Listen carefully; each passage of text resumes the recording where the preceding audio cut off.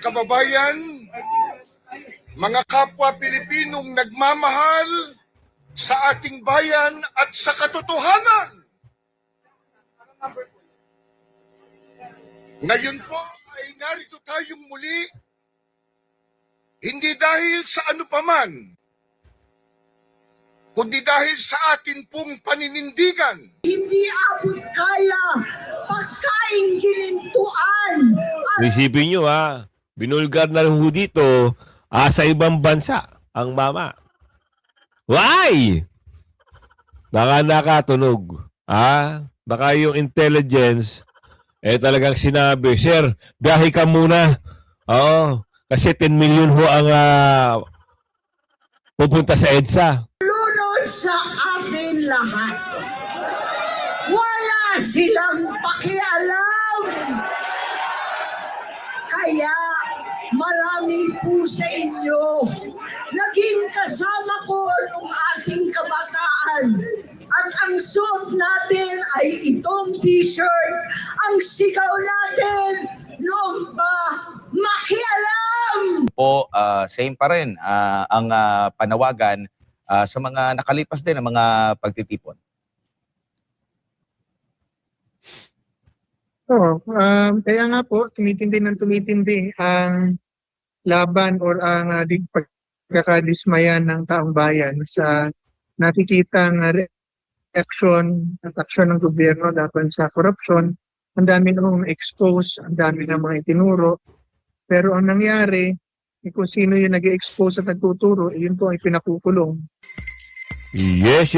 Good morning mga kasama. Nandito na naman tayo si Kuya Goods na nagbabalik. At syempre kung di ka pa nakasubscribe, pa-subscribe na lang po at hit mo na rin yung bell para lagi kang updated sa ating mga video. Hanggang ngayon ang ating mga kababayan nandoon pa rin sa EDSA. Itong mga religious group na ANC, pinanindigan po talaga nila ang kanilang panawagan. At meron na talagang iba't ibang mga personalidad ang dumalo kagabi at nagbigay ng kanilang mga mensahe patungkol dito sa nangyayari na rally o peaceful rally. Ngayon, bakit ba tila baga nawawala at hindi makita? Sabi nila sumibat daw. Bakit kasi sibat? Noong natunugan mo ba, nagtatanong lang ho kami noong natunugan mo ba na magkakaroon ng ganitong mga bagay-bagay, tila natakot ang mamang ito. Oo, sumakay ng eroplano, hanggang ngayon, hindi pa ata umuwi, sabi ni Aling Ledesma. Saan ka nagpunta? Nakakita ka ba ng sandamakmak? At milyon-milyong Pilipino handang lumabas para sa katotohanan at para tinabaga, wag nyo kasing ginagalit ang taong bayan. Wag nyo kasing ipilit ang mga baluktot na batas. Maski ito si Boboying, ay hindi na humarap ata sa presscon, ang sabi ni Aling Marie, kasi, yung spokesperson na lang daw ang pinagsalita.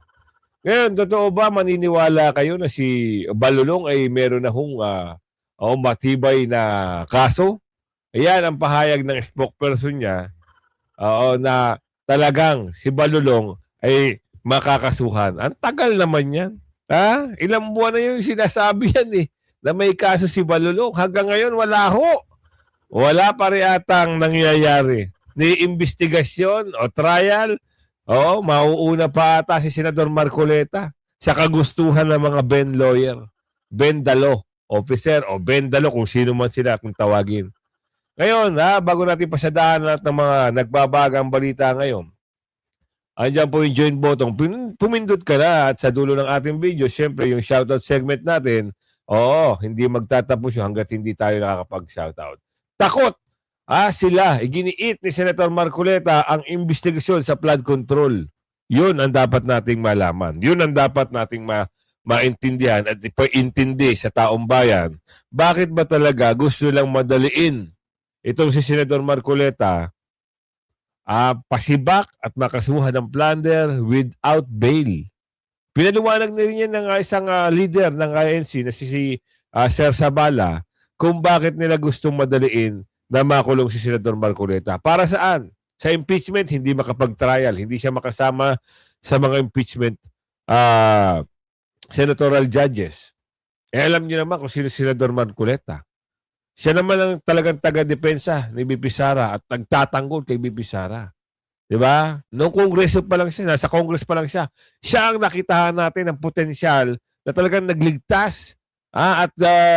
Alam niyo yun, yung dumidepensa dito sa iniipit at ginigipit. Dahil ngayon tumatayo siya, siya naman ngayon ang ginagawa ng kwento. Totoo naman, di ba?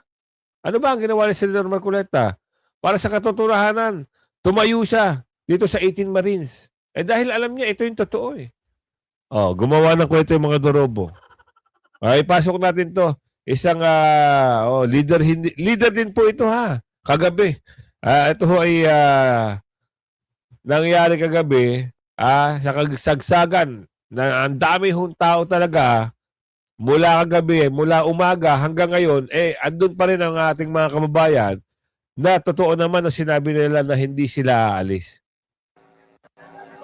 Magandang gabi po sa lahat ng ating mga kababayan.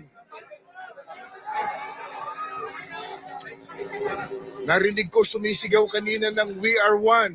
We are Sigaw one! nga, We are one! We are one! Kita nyo sigawan ng tao? Di ba?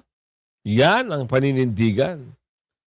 Kung hindi ho lumabas itong religious group na ito, yung iba nating kababayan na gustong-gustong sumama sa peaceful rally, hindi ho makakasama dahil kokonti ang bilang. Lalo na yung mga kulto nagsisigawan na nagpapanggap na panagutin ng mga korap. Wala ho. Yung 28, yung June 28, wala ho yun. Wag ho kayo magpapaniwala doon. Yun yung mga peke na nagpapanggap. Nagdadala ng placard, panagutin ng mga korap, pero isisisi sa Duterte. Eto, totoong peaceful rally ha. Balik na lang. Bilis to. Takbo. Mga kababayan, mga kapwa Pilipinong nagmamahal sa ating bayan at sa katotohanan. Ngayon po ay narito tayong muli, hindi dahil sa ano paman, kundi dahil sa atin pong paninindigan. Narito tayo upang ipanawagan ang katotohanan, ang katarungan at ang pananagutan. Hindi lamang para sa ating sarili, kundi para sa ating mahal na bayan. Tama ho. Mga kababayan, kakasuhan na raw po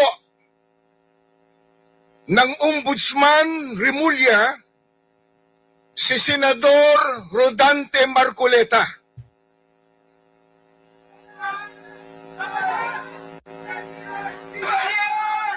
Ikakaso daw po ay indirect bribery, plunder, mga kasong mabibigat, mga kasong magkukulong sa isang inosenteng tao. Kita nyo? Sino nag-utos nito? Malamang. Kung sino ang nag-utos niyan, siya yung nangangarap na hindi bumaba sa pwesto. At yung mga taga-sunod, dahil hindi bababa sa pwesto daw di umano, yan ang panaginip ni Aling Marie, yung mga alipores naghahangad ng mataas na posisyon. Ngayon, narinig nyo ba sila?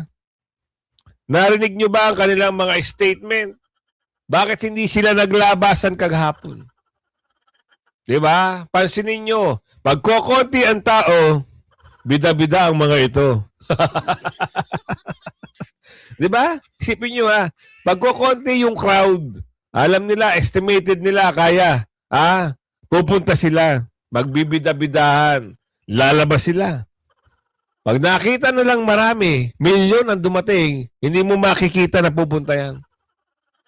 Napansin nyo, kung sino yung mga nagbida-bidahan? Oh, yung pumunta sa Senado na nagbida-bidahan, yung nakipagbalyahan. Nakita nyo ba sila? Kahapon dyan? Hindi nyo sila nakita. Bakit? Baka dumugin. Galit ang tao. Tuloy. Payag ba tayo doon, mga kababayan? Hindi! Hindi! Hindi! Hindi! Hindi!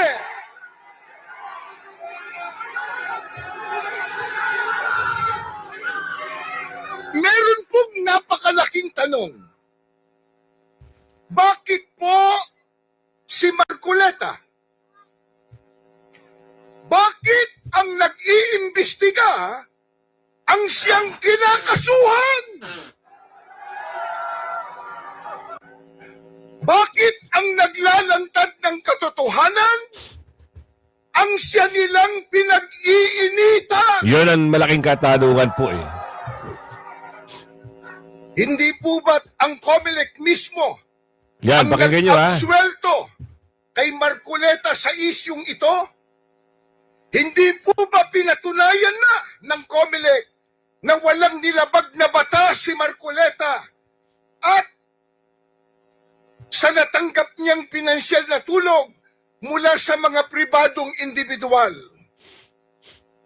Kung ang pagtanggap ng campaign funds ay basihan ng plunder, bakit si Marcoleta lang? Malaki ang puntos dito. Sipin nyo ha, kung yung basihan nila ay pagtanggap ng donation fund, paano pala yung mga dati na nababalita na yung senador na bumaligtad?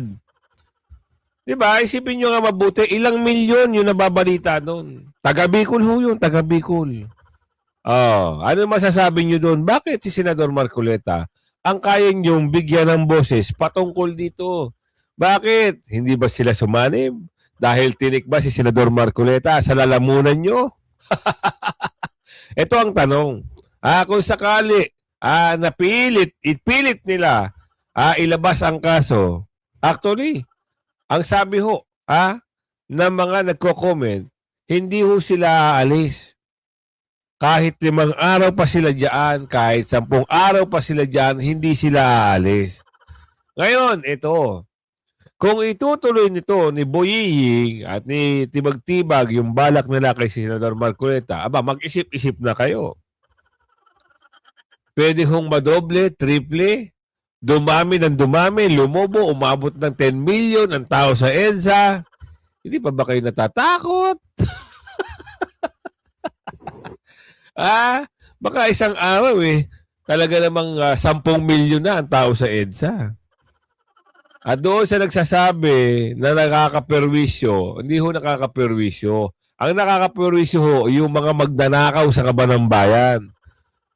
Oo. Yung binahang mga kababayan natin, yun totoo ang pinerwisyo ng mga magnanakaw na ito. Nasan ngayon sila? Bakit ayaw magsalita? Tahimik ngayon sila. Yung iba nasa abroad na ata di umano. Palaboy-laboy lang daw dyan sa abroad. Naghihintay lang daw na kung ano-ano. Galingan nyo kasi. Iba kasi yung mga tinutumbok nyo, gusto nyo gipitin lahat ng mga alyado, mga umaalyado kay Bibi Sara Di ba? Kaya ngayon, eto, magugulat kayo, mismong kapatid na, kapatid na mismo ni Bongit, ang mismong tumayo sa harapan ng kapatid na Iglesia ni Cristo. Alam naman natin kung ano talaga ang stand ni Ate Amy dito. Ngayon, napaniwala na tayo ni Ate Amy na talagang hindi siya para sa kapatid niya. Hindi siya para, lokohin lang ang sambayan ng Pilipino. Marami na siyang pinagdaanan. Pero totoo. Na-interview na rin siya ni Banat Bay, ni Sir Banat Bay. Alam mo, sinabi ni Sir Banat Bay, napabilib mo ko, ma'am, Senator. Hindi mo iniwanan si BP Sara mula noon hanggang ngayon. Kaya ito, maririnig nyo, harap mismo ng Iglesia ni Cristo, diyan sa People Power Monument, ang boses ng isang Marcos na ayaw na ata ng pangalang Marcos. o ayaw na ata yung apelidong Marcos? Alamin natin. Magandang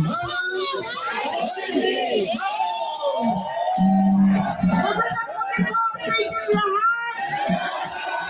Mga kapatid, mga kababayan, mga kapwa Pilipino! Pilit akong humabol kasi hindi ko kayang hindi kayo samahan para isigaw sa buong mundo, we are one! We are Sigawan ng mga tao, mga kasama. We are one! Talaga naman, walang umuuwi, walang natutunan Yan, nanawagan na ho. Si Miss Amy Marcos. Walang uwian ito. Kasuklam-suklam ang gobyernong malhid. Yan. Malhid at walang pakialam sa hirap ng ating mga magsasaka at mangingisda, mga sektor na nagpapakain sa atin na halos walang makain, gutom ang mga pamilya. Wala silang pakialam. Kita nyo. Di ba? May dugong Marcos ho yan, si Ate Amy. Pero, harap-harapan niyang, binabanggit ang kasuklam-suklam. Di ba? Sino ba ang nasa likod niyan? Kilala naman natin lahat. At kilala rin ni Ate Amy. Ngayon, ang tanong nito, tutuldo ka na ba talaga? Kasi, binanggit niya dito, walang uuwian. Sigurado, baka mangyari na ho yun. Tutuldo ka na. Ngayon, hinihintay natin yung pahayag ng mga nagmamagaling at nagagaling-galingan na gabinete ni Pangulo. Asa na sila ngayon? Mukhang walang interview, Wala ata nagbida-bidahan humarap sa media, sa mga bayarang stream media, para magsalita at depensa ang kanilang mga amo. Asa na yung nangingitim? Asa na ho si Bagtibag? Asa na ho sila ngayon? Hindi ho ba kayo nagtataka? Ang dami ho ng kapatid na iglesia dito sa EDSA People Power Monument. Gobyernong tulog, lasing sa kapangyarihan, sadyang pipiliin pa bumiyahe, makihalubilo sa Canada, sa mga dayuhan sa Amerika. Grabe, no? Habang ang Pilipino ay nagdurusa sa gasulinang hindi abot kaya, pagkain ginintuan. Isipin nyo binulgar na ho dito sa ibang bansa ang mama. Why? Baka nakatunog. Baka yung intelligence talagang sinabi, Sir, biyahe ka muna. Kasi 10 million ho ang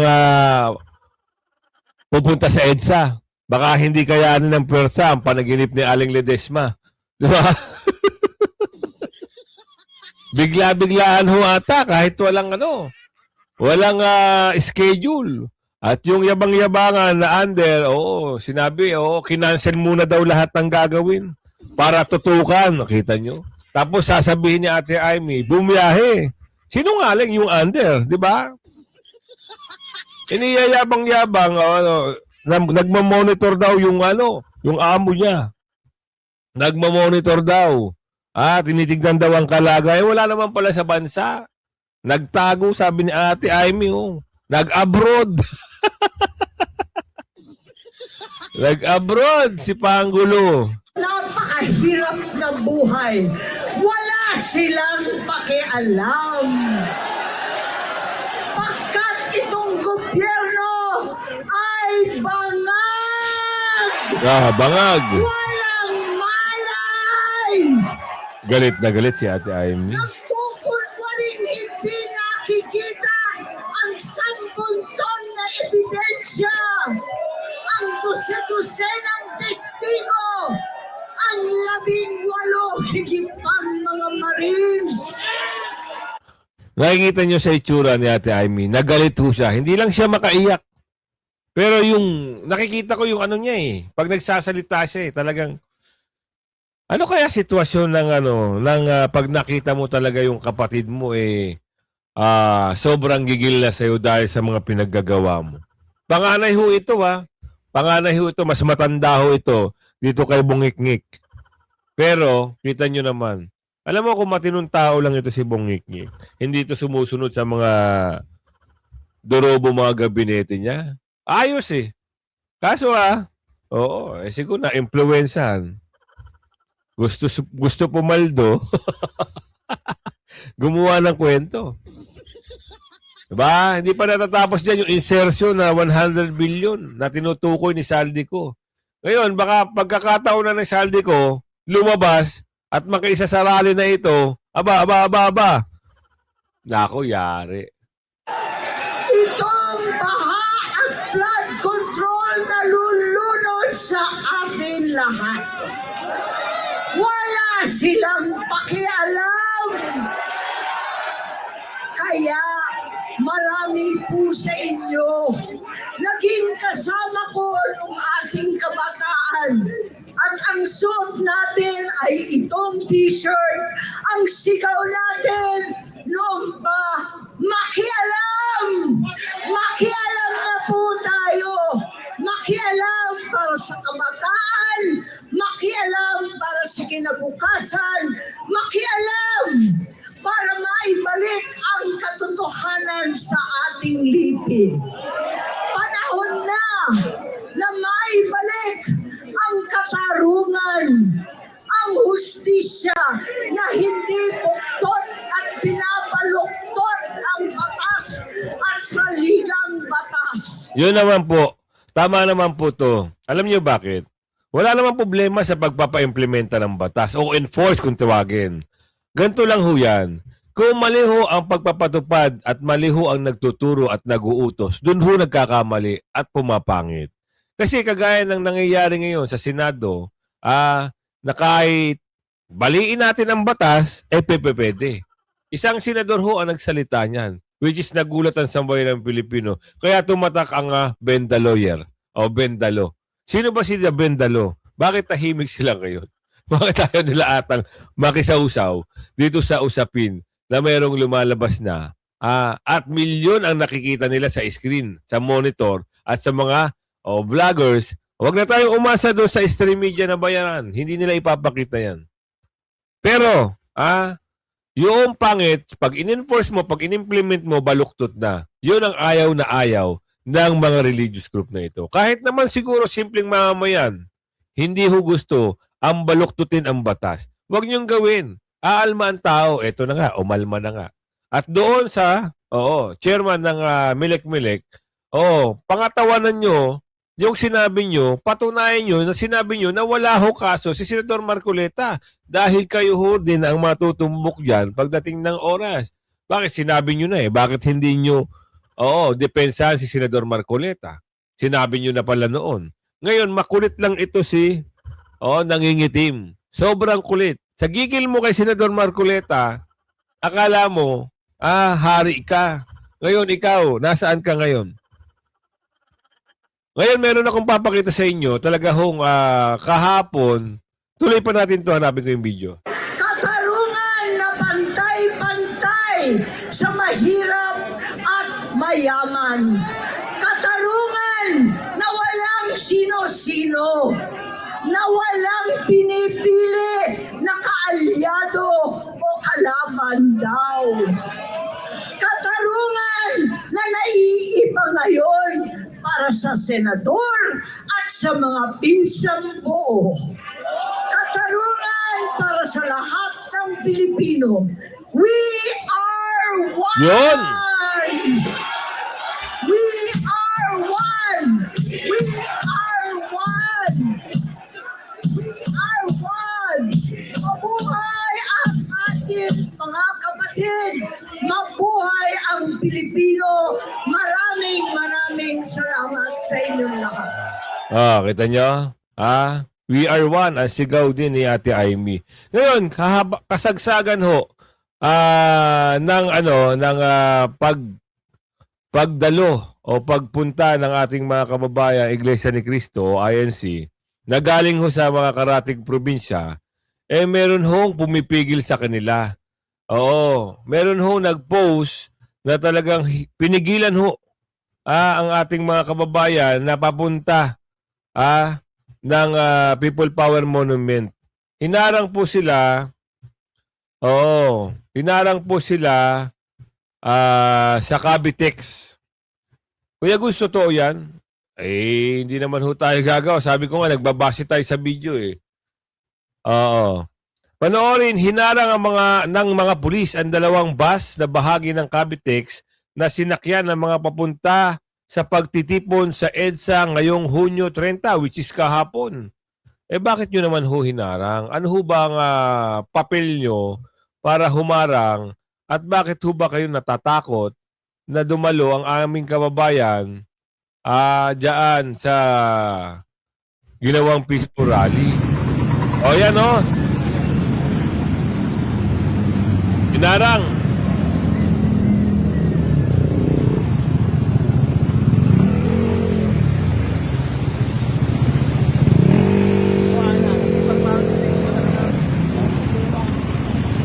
Ay, hindi, paano ito? Galing to ng Nueva Ecija at po yung isa galing ng Cavite. Ito galing huto ng North. At yung isa ipapakita ko sa inyo, galing ng South. So which is Cavite. So sa Cavite ho, hinarang sila. Ito pa isang video. Ay, isa lang pala yan. Wait lang ha. Ito. Papakita ko sa inyo. Bakit naman hinaharang? Peaceful naman ho yung ginagawang rally. Ayan o. Hinarang ho.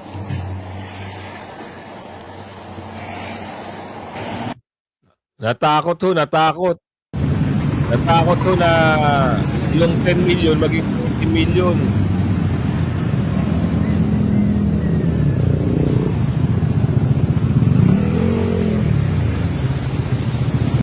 Isipin nyo 'di ba? Umaga pa lang, yan ang kagandahan sa isang religious group na talagang pag merong panawagan, hindi naman humanggugulo yung mga yan. Panawagan niya sa katotohanan. 'Di ba? Kaso nga lang ang problema, galit ho ang taong bayan. Tumitindi ho ang galit ng taong bayan, lalo na pag nakikita nila ang mukha ni nangingitim. At lalo na, siyempre, pag nagsalita na pakakasuhan at ipa-file na yung kaso at doon naman sa yabang-yabang nagyayabang. Alam mo sino ng mga nag-trigger dito? Yung mga gabinete ni Pangulo. Yung mga nagbibida-bidahan na pag lumabas daw yung warrant of arrest, aarestuhin. Hindi naman ho papayag yung mga kapatid dyan. Kaya nag-aalab ho ang galit ng taong bayan. Ito na ho ang patunay. Magandang gabi po sa lahat na nakikinig sa atin. Opo. Sir, ano po ang nakikita nyo po dito sa panibago na namang pagtitipon po? Same pa rin ang panawagan sa mga nakalipas din ng mga pagtitipon.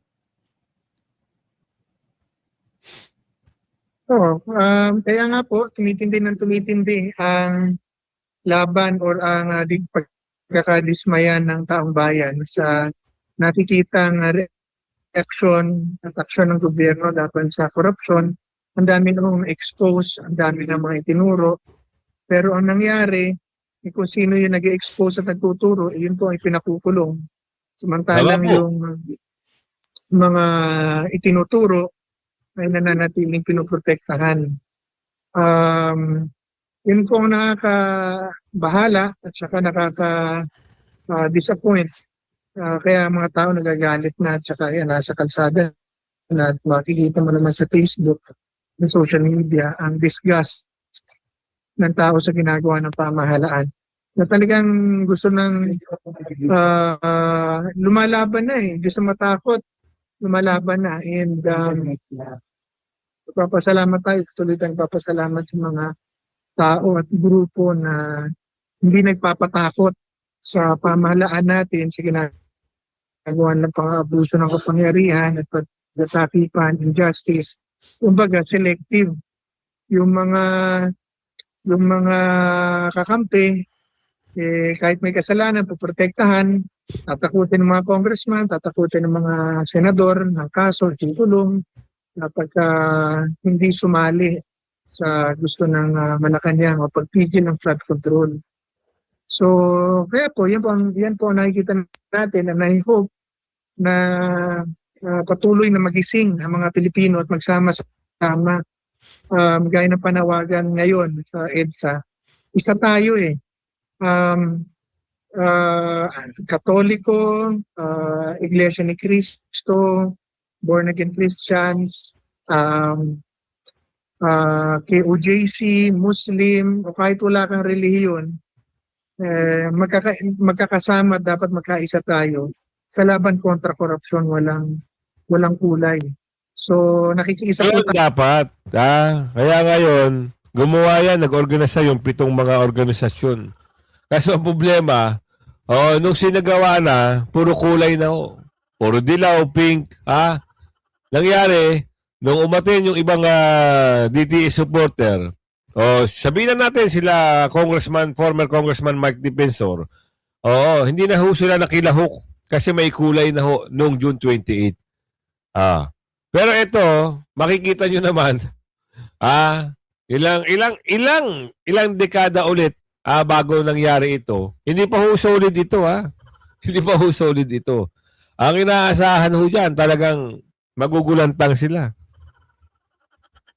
Sabi na nga ng mga ating magigiting na kapulisan paano namin to i-disperse kulang ang bilang namin. Totoo naman, which is totoo. Tsaka wala naman hong problema, hindi naman ho nang gugulo. 'Di ba? Meron lang ho silang gusto na ipaabot dito sa nagyayabang-yabangan. At meron silang mungkahi, Pero sa susunod na video na natin ilalabas yan. Kaya kung umabot ka sa aking video na ito, ako naman ho ay maglalambing. I-like, i-share nyo ang video natin. At syempre, si Mang Banat, i-subscribe nyo. Kilala nyo ba si Mang Banat? I-subscribe nyo siya. Medyo okay na rin ho siya. Magaling ho ito, kaya lagi ko pinapanood. Ayan, si Mang Banat. I-subscribe nyo At syempre, panoorin nyo. At ako naman ho ay merong isa pang i-request sa inyo like and share at syempre dito tayo sa shoutout segment natin. Marami ho talagang gusto magpa-shoutout, lalong-lalo na kay Ma'am Damanusan. Shoutout po sa iyo. Rayban 20, shoutout po sa iyo. Wait lang po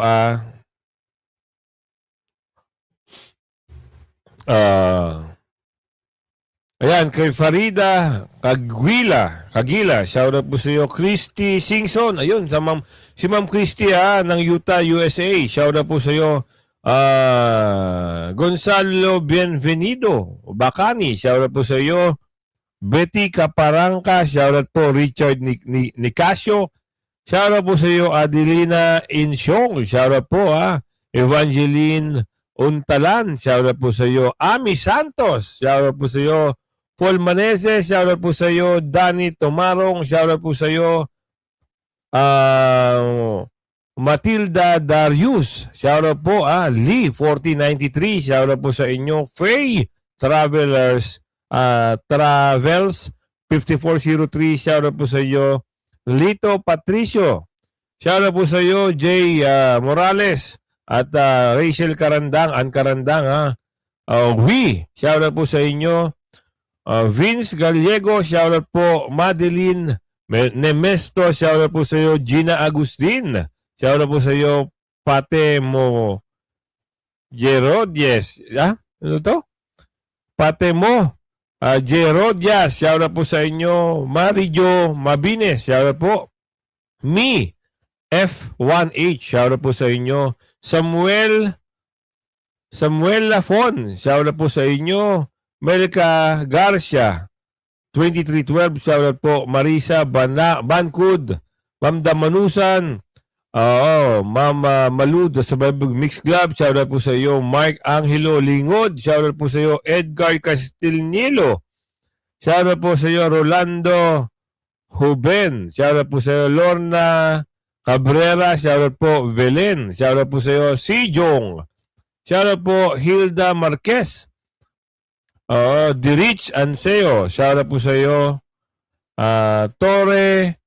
Toren Viceno. Shoutout po sa inyo. Marupok Ka-girl. Shoutout po sa iyo. Jones Pongtonyo. Alma Reyes. Shoutout po sa inyo. Alice Kilyao. Shoutout po sa iyo. Leti Paganab. Leti Nable. Panganable. Yan. Shoutout po sa inyo. Vilma Dakanay. Shoutout po. Army Mingay. Shoutout po. Ricardo Magtabog. Shoutout po sa iyo. Irene Legaspi. Shoutout po. Ma'am Julia Siguyama. Shoutout po sa iyo. Ronaldo Gonzales. Edwin Maningas. Shoutout po sa inyo. Joe Dargs. Shoutout po sa iyo. Ma'am Virginia Sitameha. Yan. Shoutout po sa iyo. Catherine Ramos. Oo. Gasti Calvaro. Shoutout po. Ernest Patino. Shoutout po. Beth Ling. Shoutout po sa iyo. Julito Albor. Shoutout po sa inyo. Eunice Gerali. Mayu Villaflor. Shoutout po. Ventura Amigos. Shoutout po. Randy Crispino. Shoutout po sa inyo. Eli Wu Layep. Shoutout po. Teddy Domingo ulit. Shoutout po sa inyo. Light of Life.